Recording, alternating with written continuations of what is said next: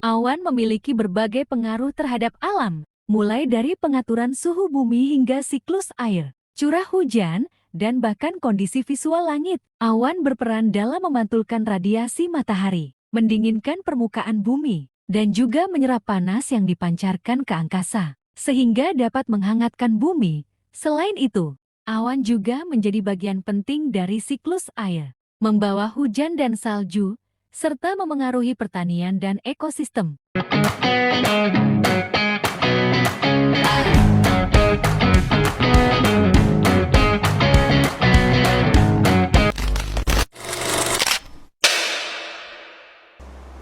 Hidup di perairan tropis dan subtropis, penyu dipercaya telah ada di muka bumi sejak akhir zaman Jura, antara 145 sampai 128 juta tahun yang lalu. Ia merupakan salah satu hewan purba yang masih hidup hingga saat ini.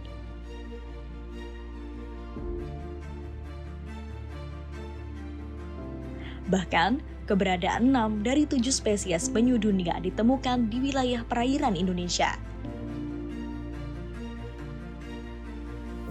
Dari ke-6 spesies tersebut, hanyalah penyu pipih saja yang tidak bertelur di wilayah pantai Indonesia. Penyu memiliki kebiasaan bermigrasi, menempuh jarak ribuan kilometer dari lokasi yang terdapat sumber makanan menuju lokasi tempatnya bertelur. Umumnya, perairan yang ditumbuhi tanaman atau alga laut adalah lokasi yang dituju oleh penyu untuk mencari makan. Biota laut ini bahkan mampu berkelana menyusuri lautan dengan jarak mencapai 3.000 km, yang ditempuh selama 58-73 hari. Indonesia sendiri, penyebaran penyu mencakup wilayah yang sangat luas, mulai dari Aceh hingga Papua. Biota penjelajah lautan ini memiliki pertumbuhan yang sangat lambat, bahkan hingga berpuluh-puluh tahun untuk dapat mencapai usia produksi. Seluruh spesies penyu juga memiliki siklus hidup yang sama. Hujan adalah sebuah presipitasi yang berwujud cairan, berbeda dengan presipitasi non-cair seperti salju dan batu es. Hujan memerlukan keberadaan lapisan atmosfer tebal agar dapat menemui suhu di atas titik leleh dan juga berasal di atas permukaan bumi. Terus bagaimanakah proses terjadinya hujan dari awal hingga akan turun hujan? Yang pertama, air menguap karena panas matahari. Matahari adalah sumber energi yang telah menerangi permukaan bumi. Efek panas matahari juga menjadi awal mula terjadinya hujan tersebut. Panas matahari dapat menyebabkan air lalu menguap ke udara, baik itu dari laut, sungai, atau air danau, serta juga air dari kandungan makhluk hidup lainnya. Yang kedua, uap air menjadi padat dan terbentuklah awan.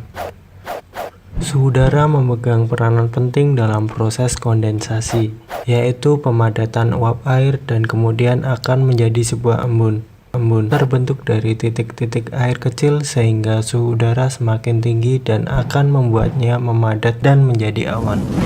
Yang ketiga, awan kecil menjadi besar karena hembusan angin. Adanya hembusan angin kemudian dapat membuat awan yang sudah terbentuk bergerak ke tempat lain. Kumpulan awan-awan kecil kemudian akan menyatu sehingga terbentuklah sebuah awan yang lebih besar. Setelah awan besar bergerak ke langit maupun tempat dengan suhu lebih rendah dan warnanya menjadi semakin kelabu. Proses selanjutnya yaitu hujan pun turun. Setelah awan semakin kelabu, kemudian titik-titik air menjadi semakin berat. Akibatnya titik-titik air yang tidak terbendung lagi dan juga akan membuat butiran-butiran air jatuh ke permukaan bumi. Dari sinilah proses terjadinya hujan yang akan berlangsung di mana air hujan akan membasahi daerah sekitarnya. Oke lor, demikian proses tahapan terjadinya hujan.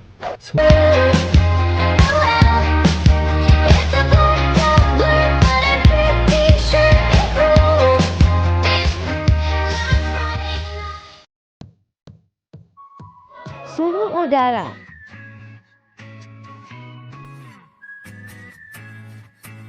Suhu udara adalah derajat panas dari aktivitas molekul dalam atmosfer. Semakin cepat gerakan molekulnya, semakin tinggi suhunya.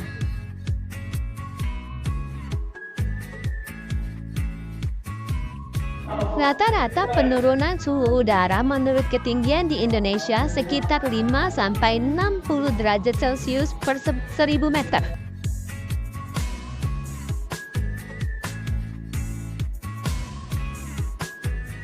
Variasi tempat dipengaruhi oleh A. Posisi daerah terhadap daratan, B. Posisi daerah terhadap lautan, C. Keadaan unsur iklim. Udara dapat melewatkan panas matahari. Sifat ini disebut sifat diametrik dan hanya terdapat pada udara murni.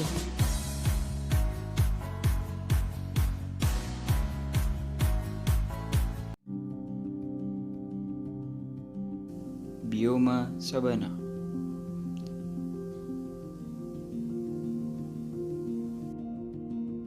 Sabana adalah padang rumput yang dipenuhi oleh semak atau perdu dan diselingi oleh beberapa jenis pohon. Sabana terbentuk di antara daerah tropis dan subtropis. Kurangnya curah hujan menjadi pendorong munculnya sabana, sehingga sabana dikenal juga sebagai padang rumput tropis.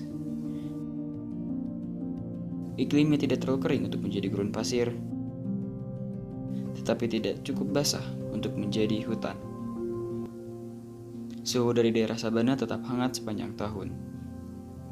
Rumput laut adalah tumbuhan laut yang termasuk dalam kelompok alga multiseluler ganggang dan memiliki struktur seperti paus, tidak memiliki akar, batang, dan daun sejati.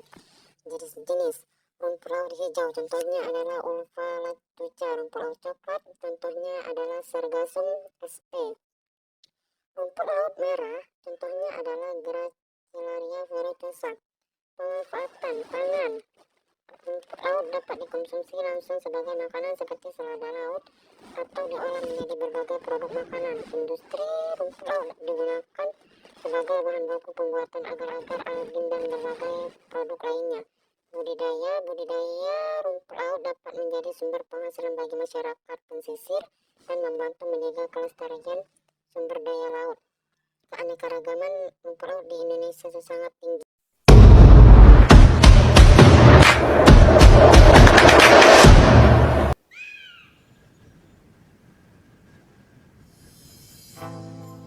Hutan hujan tropis. Sesuai dengan namanya, hutan hujan tropis adalah hutan yang terletak pada wilayah tropis dengan garis lintang 23,5 derajat lintang utara sampai 23,5 derajat lintang selatan. Hutan hujan tropis dapat dijumpai hampir di sepanjang garis khatulistiwa, tepatnya di Asia, Australia dan Papua Nugini, Afrika Tengah, Afrika Barat, Amerika Selatan, Amerika Tengah, Meksiko, dan Kepulauan Pasifik. Posisinya yang tepat berada di tengah menyebabkan bioma ini terkena sinar matahari sepanjang tahun. Ciri-ciri bioma hutan hujan tropis yaitu mempunyai pohon yang tinggi dan berdaun lebat, tumbuhan epifit menempel di pepohonan, mempunyai vegetasi tanaman berlapis, memiliki kelembapan udara yang tinggi, serta terdapat genangan air di dasar hutan.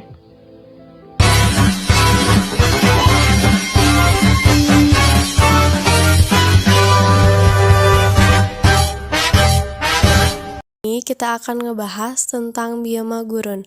Ikutin terus ya.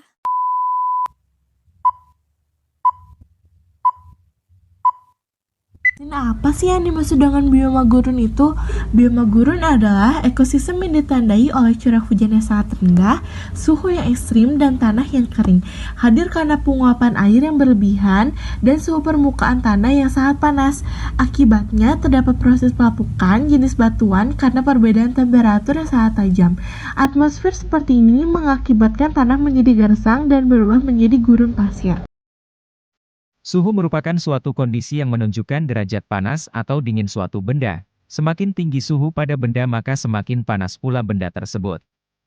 Suhu yang berada di lingkungan dengan temperatur secara langsung atau tidak langsung bisa mempengaruhi kehidupan yang berada di lingkungan tersebut.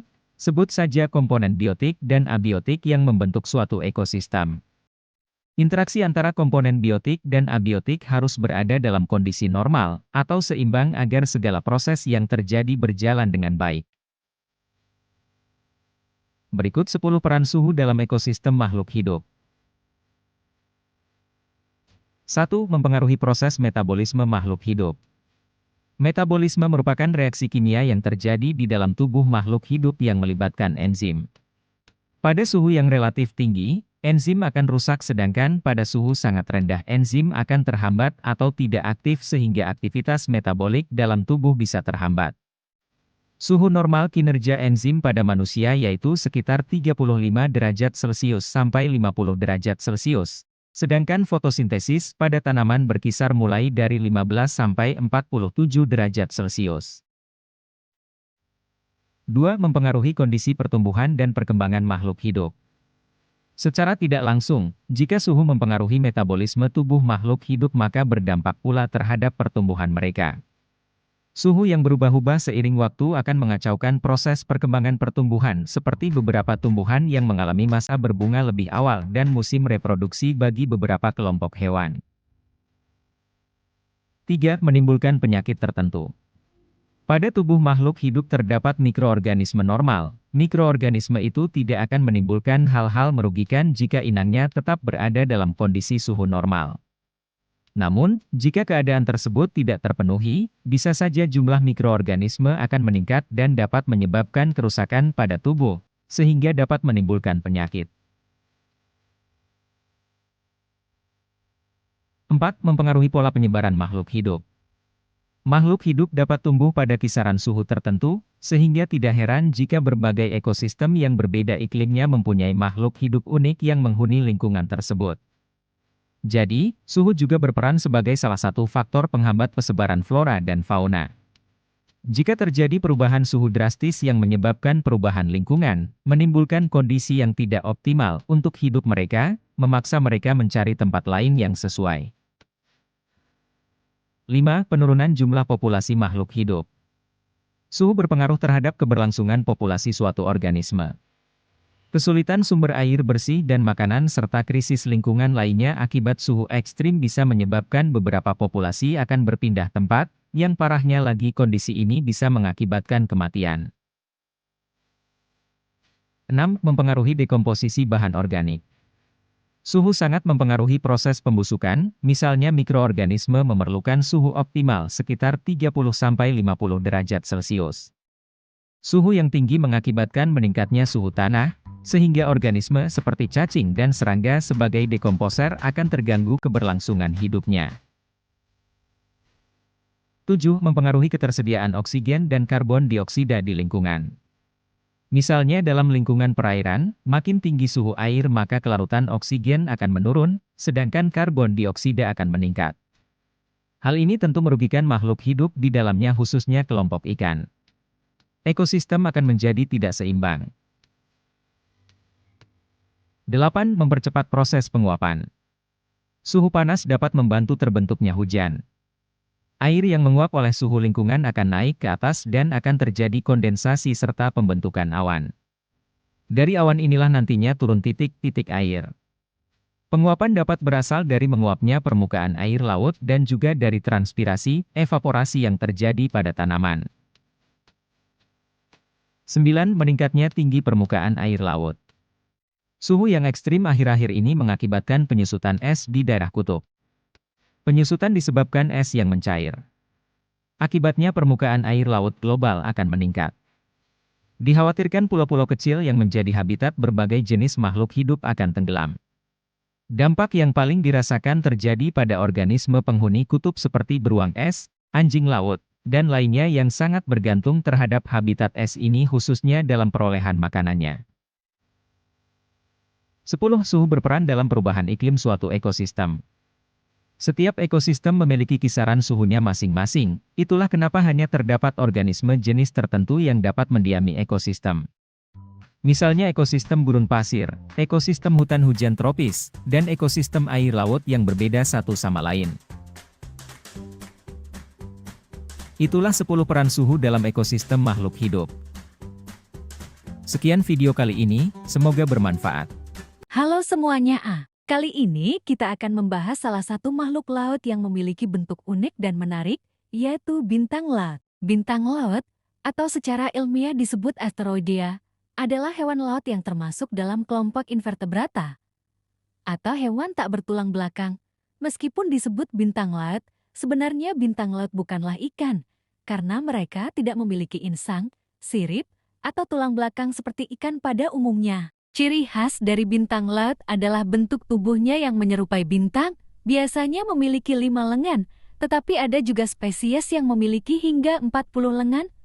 Tubuhnya memiliki permukaan atas yang keras, terkadang berduri, yang berfungsi sebagai pelindung dari pemangsa. Yang menarik, bintang laut memiliki sistem peredaran air yang unik yang membantunya bergerak dan menangkap makanan.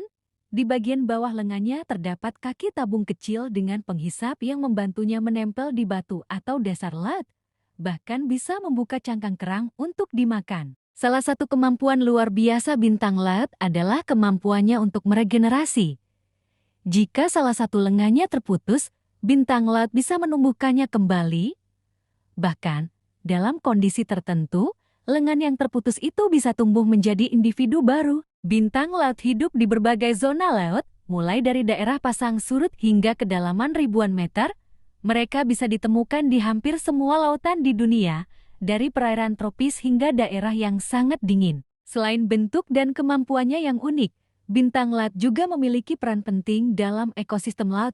Sebagai predator, mereka membantu mengendalikan populasi moluska seperti kerang dan remis, sehingga menjaga keseimbangan ekosistem di dasar laut. Jadi, meskipun terlihat lambat dan tenang, bintang laut adalah makhluk laut yang luar biasa dengan banyak keunikan. Itulah sedikit penjelasan tentang bintang laut. Semoga bermanfaat dan menambah pengetahuan kita tentang biota laut. Cuaca. Hari telah berganti, pagi telah tiba. Bagaimana cuaca hari ini? Hari ini cuacanya cerah, langit biru, matahari bersinar cerah, hari yang sempurna untuk berenang. Kenakan pakaian dan kacamata renang serta bawa pampungmu. Jangan lupa untuk memakai tabir surya supaya kulitmu tidak terbakar.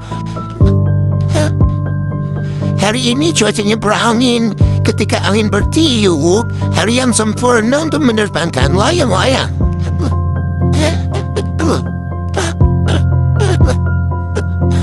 Kenakan jaket atau pakaian pembawa agar tetap hangat. Hari ini cuacanya mendung, udara dingin dan langit kelabu. Kenakan pakaian yang hangat dan cepat-cepat melindungi dalam. Hujan mungkin akan datang. Hari ini turun hujan. Hujan bisa rintik-rintik atau deras. Ketika hujan turun rintik-rintik, kenakan jas hujan, sepatu karet, dan bawa juga payungmu, supaya kamu bisa bermain di luar. Pelompatan menari di genangan air merupakan permainan yang menyenangkan untuk dilakukan saat hujan.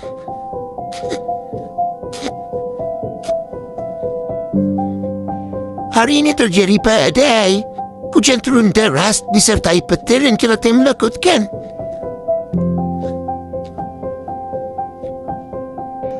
Kenakanlah pakaian yang tebal serta kaos kaki supaya tetap hangat.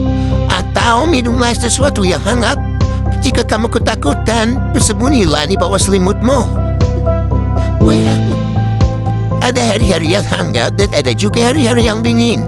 Tapi selalu ada cara untuk bersenang-senang setiap harinya.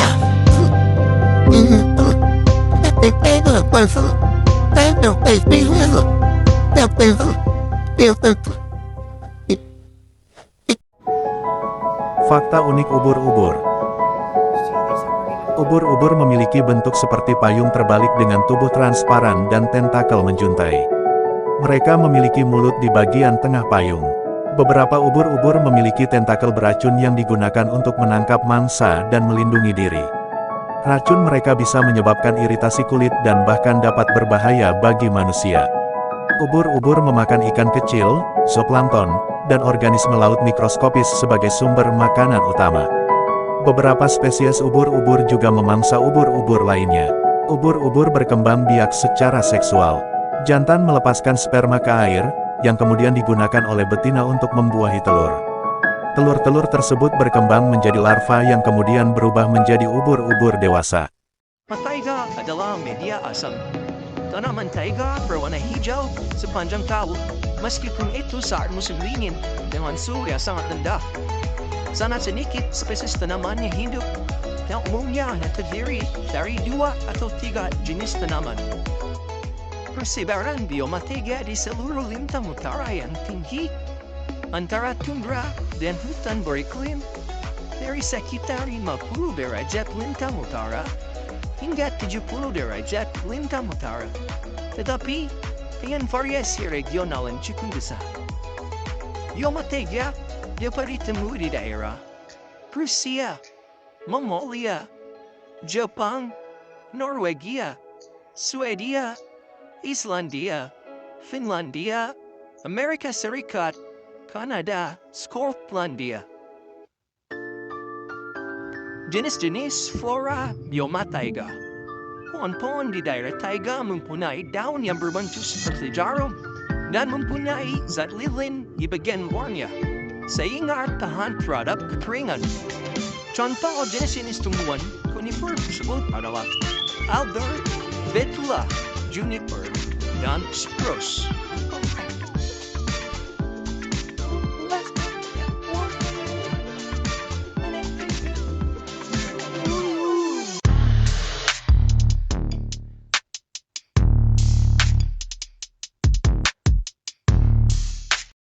Yuk ketahui pentingnya perubahan iklim.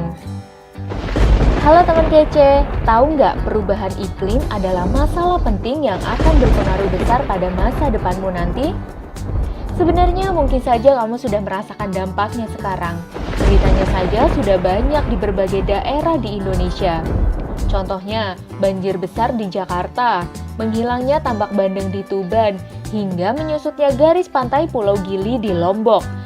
Ini semua contoh dampak perubahan iklim. Nah, kalau sudah ada sedikit bayangan, yuk kita pelajari lebih lanjut apa itu perubahan iklim. Pertama-tama, bayangkan dulu atmosfer bumi tinggi di atas langit. Di atmosfer ada banyak gas seperti misalnya karbon dioksida atau CO2, metana atau CH4, dan nitrogen oksida atau NOx. Gas-gas ini disebut juga gas rumah kaca dan memang perlu ada untuk memerangkap sinar matahari yang masuk ke bumi, sehingga suhu di bumi hangat dan cocok untuk kehidupan manusia.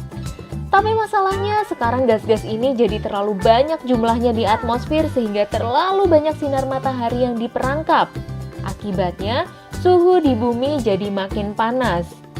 Nah, naiknya suhu di bumi ini menyebabkan perubahan iklim dan berbagai masalah seperti kekeringan, banjir, dan sebagainya. Jadi, perubahan iklim adalah perubahan secara drastis pada suhu udara, curah hujan, maupun pola angin dalam jangka waktu 10 tahun atau lebih.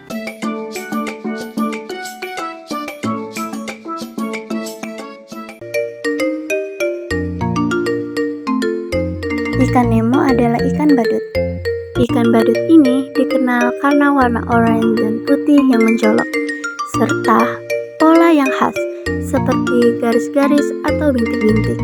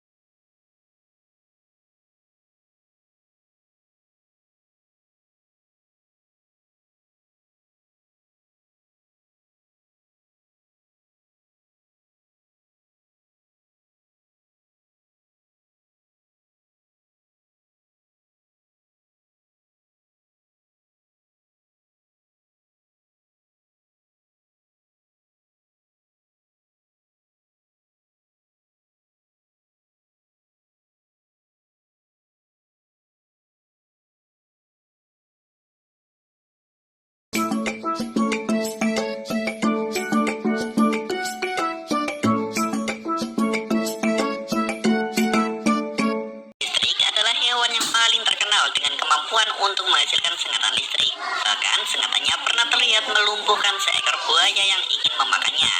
Dengan memiliki kemampuan menghasilkan listrik untuk berburu, ternyata belut listrik juga bisa tersengat oleh listriknya sendiri. Bahkan bisa sampai kejang. Kenapa bisa seperti itu ya? Lalu, bagaimana cara kerja dari tubuh belut listrik ini? Sehingga bisa menghasilkan listrik bertekanan tinggi dan bagaimana mereka menggunakannya untuk berburu. Karangan belut listrik punya 3 organ di tubuhnya yang berperan menghasilkan listrik, yaitu organ utama, organ hunter, dan organ sub. Ketiga organ ini bahkan menyusun sekitar 80% dari seluruh bagian tubuh belut listrik. Organ-organ listrik ini memiliki sekitar 6.000 sel khusus yang disebut elektrosit, yang berguna untuk menyimpan daya seperti baterai-baterai kecil. Tegangan listrik mereka akan keluar ketika sel-sel ini berkontraksi secara bersamaan. Lalu aliran listrik akan dikeluarkan melalui pori-pori di sisi tubuh belut listrik. Aliran ini akan bergerak dari arah kepala ke ekor. Bisa dibilang ujung ekor belut listrik sendiri merupakan kutub positif dan ujung kepala bertindak sebagai kutub negatif. Bioma padang rumput adalah suatu wilayah yang didominasi oleh vegetasi rumput dan sedikit pepohonan, dengan curah hujan yang cukup tetapi tidak sebanyak yang dibutuhkan untuk mendukung pertumbuhan hutan. Bioma padang rumput juga memiliki banyak manfaat, baik bagi lingkungan dan kehidupan manusia. Manfaat-manfaat ini meliputi dukungan terhadap keanekaragaman hayati, pencegahan erosi tanah, penyimpanan karbon, sumber pakan ternak, dan sumber ekonomi melalui industri pertanian dan peternakan.